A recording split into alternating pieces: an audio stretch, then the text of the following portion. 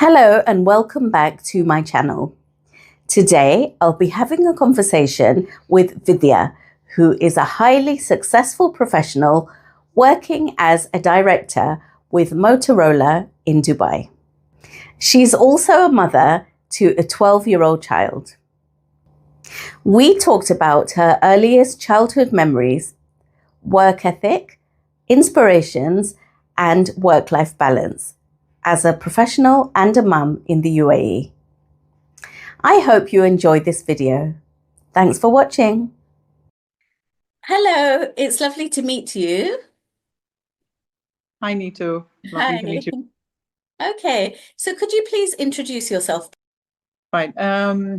My name is Vidya Venugopal. I professionally am the director for strategic end user accounts in Motorola Solutions.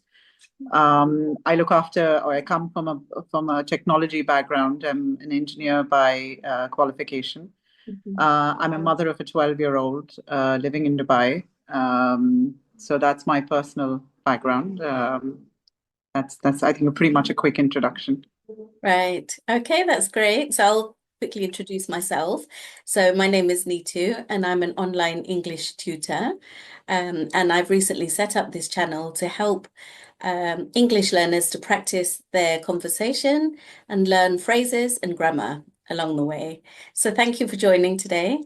Okay. I've enjoyed watching some of your little snippets, so I'm looking forward to this for sure. Oh, thank you very much. I'm really happy to hear that. Okay, so if I just start by asking you a little about your childhood. So you said that you're in Dubai now. Did you grow up in Dubai? No, but I did grow up in the Middle East.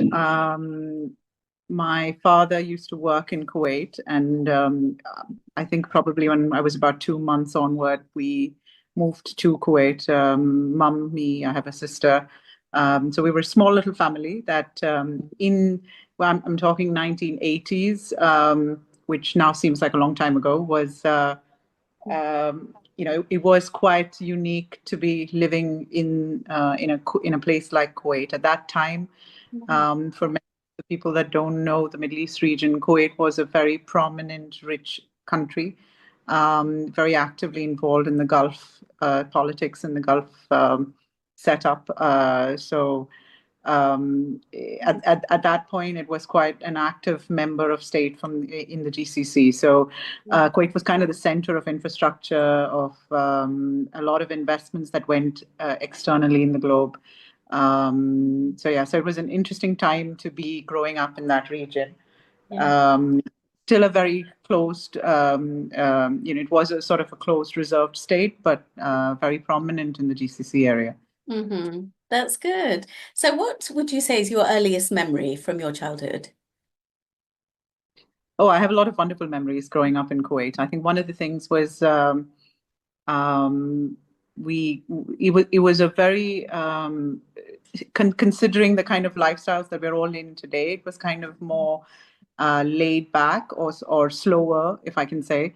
I remember my father coming home at about 5:30 in the evening. I remember my mum always being planned or organized in a way that she would make sure that all of us, that both my sister and me finished our homework, and we'd got the house cleaned up and everything.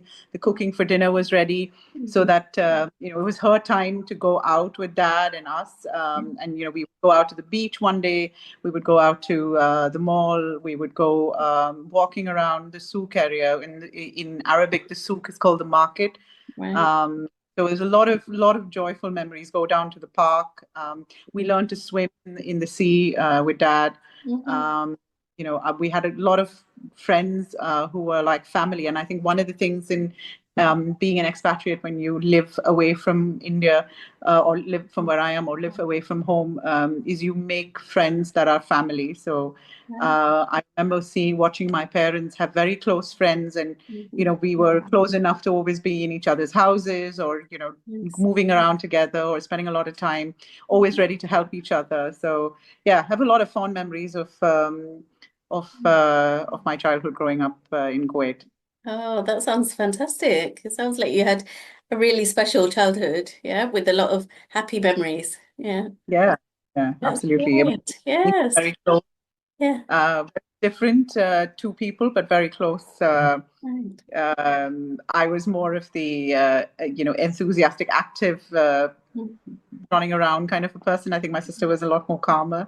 Right. Um, but we were very close. Yes. We spending a lot of time together. Different interests. I was into books and she was into dolls, Yes. and I think that we always talk about, my sister and me, of how we both had the same upbringing, but we could be so different in our likes and dislikes. Yeah. Ethos, I think, is similar because of the environment that we grew up in, but Yeah. yeah, personalities are different, I think. Yeah. And sometimes it's a case that you take after one of your parents, and if you have a sibling, they take after the other one. Personality wise, and in terms of your inspiration, would you say that your dad guided you a lot um in your career decisions and in your childhood? I know it was obviously both parents, but would you say that, his um kind of business mind and his achievements in life inspired you as well to do I to be successful? Yeah. I think, Neetu, it's always when, uh, early in our life, we think that, oh, we're going to have this one role model. I think I've been lucky or blessed that I've had several role models across different aspects of my life or different periods of my life. Yes.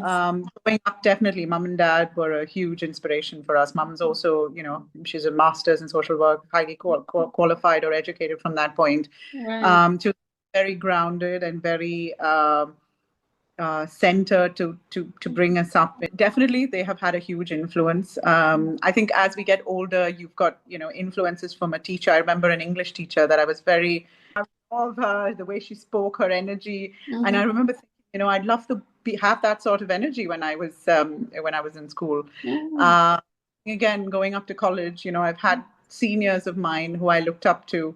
I remember going in and for a and watching a senior in a debate and thinking, oh, this guy, and he's my best friend, one of my closest friends Yeah. now. But at that time, looking up and saying, I'd like to be able to deliver a debate that way. Right. Um, Getting into my career, I remember I had a mentor again who I wanted to be a programmer. I thought coding was my life, and I was just out of engineering college. And he challenged that, and he said, I think you should be customer facing. I think you should be selling. You have a skill that comes across, which I feel is killing. And I said, women in sales. Mm-hmm. I don't want to have a sales tag. I don't want to be a Yeah. salesperson. So there's a lot of stigma that I think people bring, or tags that people bring to profiles, Yes. personalities. But he Mm-hmm. really challenged that. And again, I would look at him as somebody that inspired me to think out of the box, think differently. Um, he uh, he showed me, and did it very subtly. He said, "Okay, let's not give up the technology thing. Why don't you do pre-sales? So you are customer facing, but you do technology as well." And that's how I got into the role that I am in, and I've kind of grown. And I Yeah. think I'm forever indebted to him for challenging me that way when I was 22.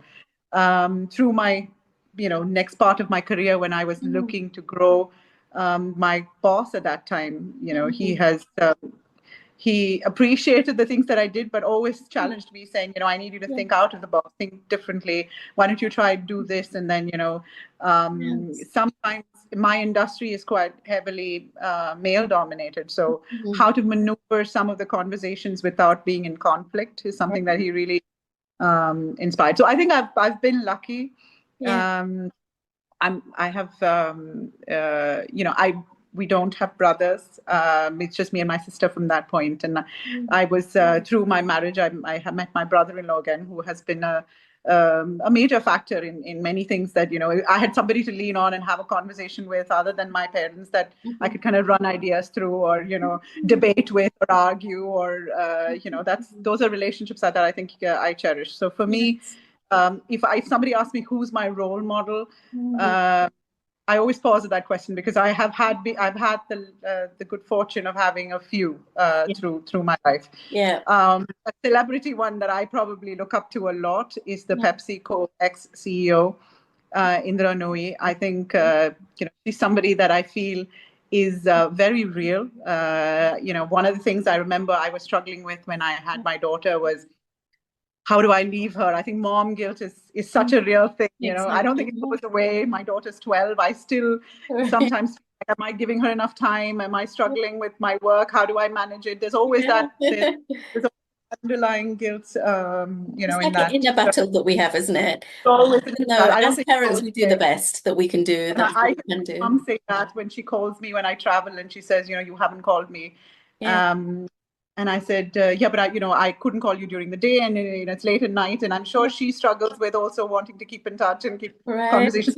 Of course, I don't think you stop being a mom at any point, but Yeah. I remember Nui saying that one of the biggest things is two things that I think I took away from. I remember that period of my life.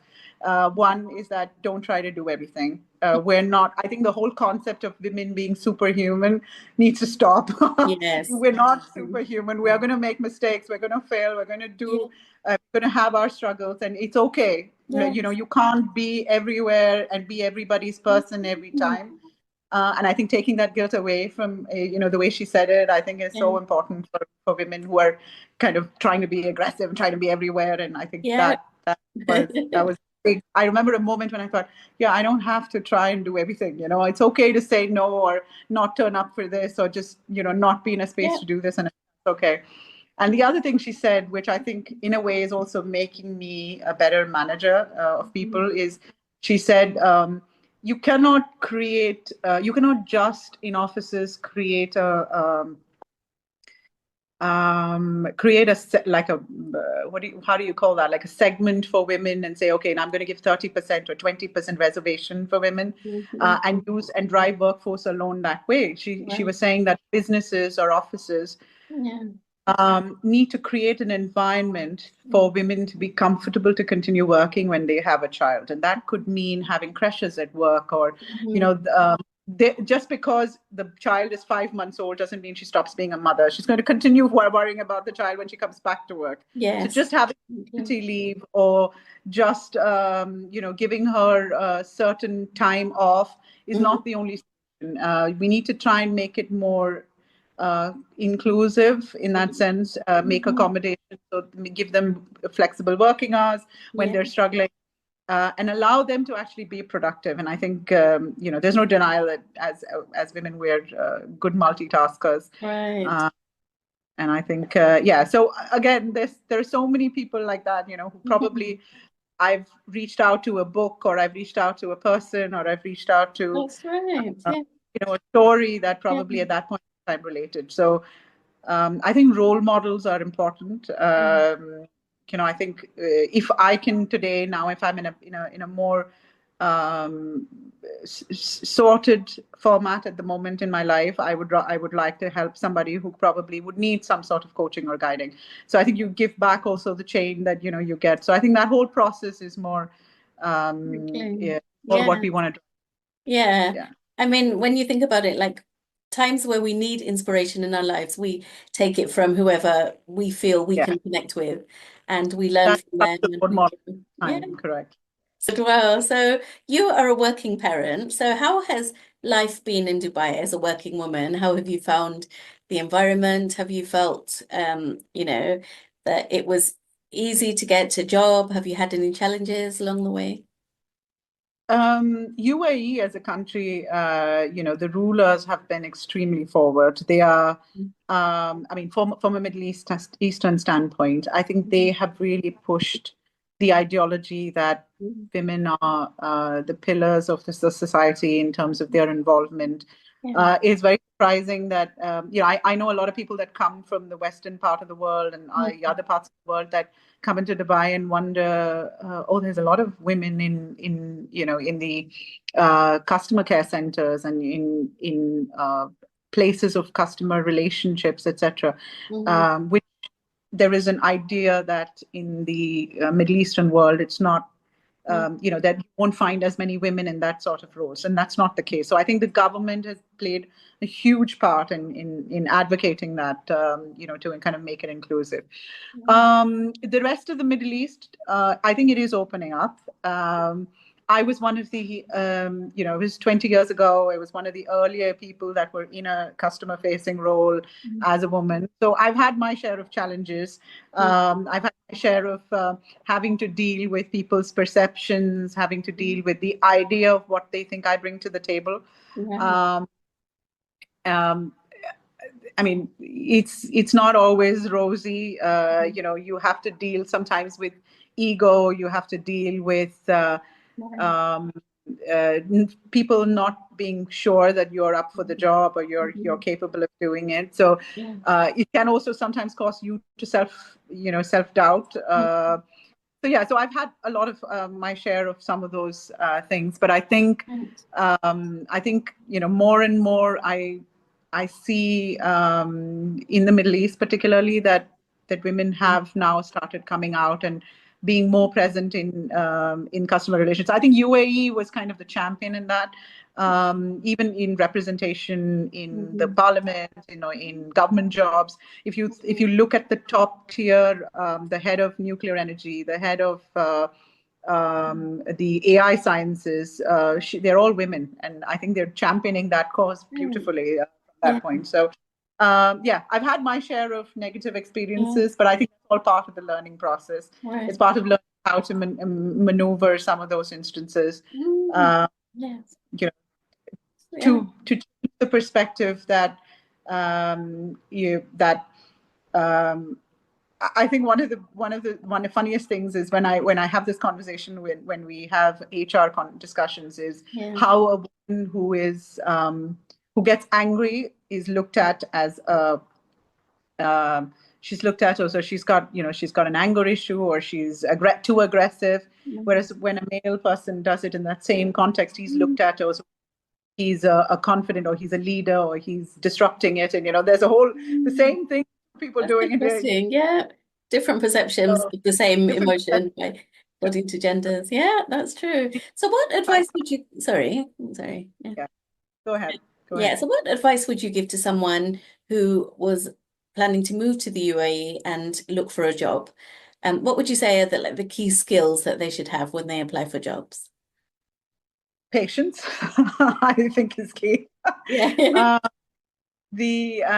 UAE job market particularly is quite competitive. There is a lot of talent, and there is a lot of talent for different pay packages. So the same person, the same role would have sometimes people that are willing to do anything to get in, or willing, that are really highly paid. So there's a lot of people that are coming to the country. It is a safe country. It gives you a very good sense of lifestyle, I think, which helps. There's a lot for families to do. There's a lot for singles and people that are not probably family set up to do as well. So come prepared that it takes time. It isn't something that's going to happen on the fly. It is a heavily competitive market. When it is a high competitive market, what sets you apart is having the right level of certifications, having this right level of additional qualification that helps enhance that process. So I think that is an important aspect. The more you, if you are looking to invest your time in looking for a job here, look at what are the certifications that could add value to the role. What would you like to start off with? Brace yourself for the heat. It does get really hot. For the weather. It isn't impossible. I think you get used to it, and you just you learn to live in a cold country. You learn how to deal with the heat. I'm one that can't deal with the cold as much as I can deal with it. So you adapted well to the heat. You adapt to the heat, but just be aware of it. I think a lot of people come in without being aware and thinking it's all the good weather and the sun, but it can be harsh. So just be aware of that. I think reach out and network. As much as Dubai looks like a place or an environment that has a lot of people, it can be quite. You can be quite alone if you don't have the right support system, friends or networking groups. So reach out to. There's a lot the city does offer in that sense. So definitely reach out to making friends or making um, reaching out to people in the network or reaching out to other professionals in your business. And I think that will go a long way as well with the job hunting, etc.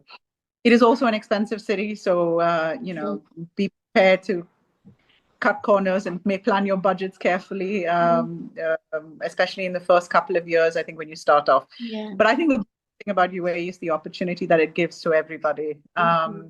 You could start your career with a one-to-one job, and you could eventually become an entrepreneur. I was looking at an Instagram profile post of a person who was a waiter in a hotel and now eventually runs a fitness business, and drives Ferrari. And that's the beauty of way, there is no job that is too menial, and there is no the opportunity that it allows you to do to set up and grow and become big, tremendous. So that's amazing. There's no limitations. Yeah, I think the government, the ruler of Dubai, he says that if you're hardworking, if you have the right attitude, and you're able to put yourself out there and really go through the struggle, it gives tremendous opportunity as a country. Yes, I would say that persistence is really important in life and also with job application. Just be persistent, never give up, keep on playing. And the same with people who are on this journey of learning English. It can seem like a struggle, but just be consistent, be persistent, which is really important. Yeah, exactly. So thank you for sharing all those insights. It was really helpful to hear those. Yeah. So I just wanted to read you a quote, which is by the Dalai Lama, and it's about humanity. So just to hear your perspective on this. So this is a quote. The Dalai Lama, when asked what surprised him most about humanity, answered, man, because he sacrifices his health in order to make money. Then he sacrifices money to recuperate his health. And then he is so anxious about the future that he does not enjoy the present. The result being that he does not live in the present or the future.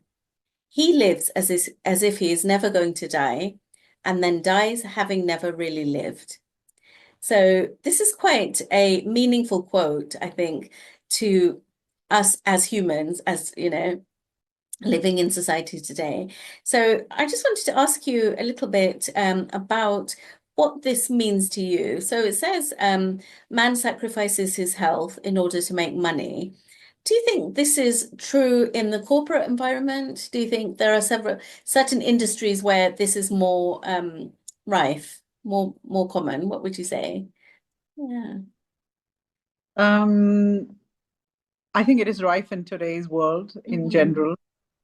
With the economic climate not being stable globally, I think there's always a fear of, okay, what's going to happen next? And I think a lot of, therefore, are driving themselves to, try and do more within the time that they have. I think also we are all victims of thinking that there is a destination that we want to reach at some point. And so the aspect that he brings in is that we forget that the end destination is not really important. It's the journey that is important, and that's why learning and all that process actually helps that journey. I have been victim of that as well. There are times when in order for me to be committed to what I'm doing at work, I would spend hours through the night. Don't not sleep very well. I would get up and then run for a meeting, and then I'd come back in the evening, and then I'd have something social to do, and just kind of be on the clock. And eventually, I have realized that it doesn't help.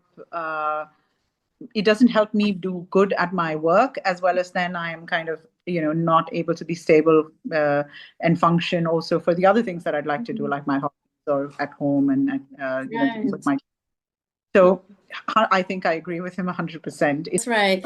Often when we start our careers, we feel like we're on a hamster wheel and we're just going like doing the same thing over and over. But then we have to also climb the career ladder. Like you said, when it comes to competition, we're trying to compete for the best jobs. So there are so many we feel torn between family life and, careers. So it's about getting a balance. So, And what he's saying is later on we find that balance, and it might mean that we have to, prioritize our health and look after our health. So do you think when we reach milestones, like for example, our 30s or our 40s or our 50s, that's a time where we start evaluating our lives, assessing our health and thinking what changes we could make to have a more healthy work-life balance? Do you think I that's... think there are a couple of factors. I think, Mm, one, definitely that the body starts telling you that, what I could do. I could get up in the morning at 6 o'clock, go to the gym, come back, go to work, go out, and meet my friends at 7 o'clock, come back and watch a movie at 10:30, 11, mhm. until 2 a.m., and then read a book and go to sleep. And I would function perfectly the next day morning in my Right. 20s. I Yes. think in my 40s, I don't think I can. So sometimes we say we feel like we're walking a tightrope. So that's a phrase that we use where we're kind of balancing everything. And we can also say, like, it's a juggling act. So we're trying to juggle different aspects of our lives, which is very common in today's society where everyone is rushing around and doing things. But I really like the expression that you can't pour from an empty cup. So that's a really good message, isn't it? So unless you look after yourself, you can't look after other people. So it's Absolutely. really important to prioritize your health, your well-being. Would you agree with that? Yeah. Yeah. It was what I was referring to before, that, for me to be able to function in my house or at work, I need to be the best version of myself. And for that, I need to be able to find to do the things that I enjoy. I think one of the words that I was hearing somebody that I'm working with now say is, get in touch with yourself. Reaffirm your feet on the ground. I think Yeah. that is kind Yeah. of And we be. shouldn't have any guilt about that because we think it's me time, but actually it's prioritizing ourselves so that we can be, like you said, better versions of ourselves for the future and for our families and yeah, for the society. So I think we could end here. So it's been an absolute pleasure to talk to you, Vidya. Thank you very much for your inspiration and your perspectives and your insights. All Been lovely right. to talk to you. Thank you so much. So Thank I hope you. you have a lovely evening. Yeah. You too. Have a great evening. Thank you. Take care. Bye bye.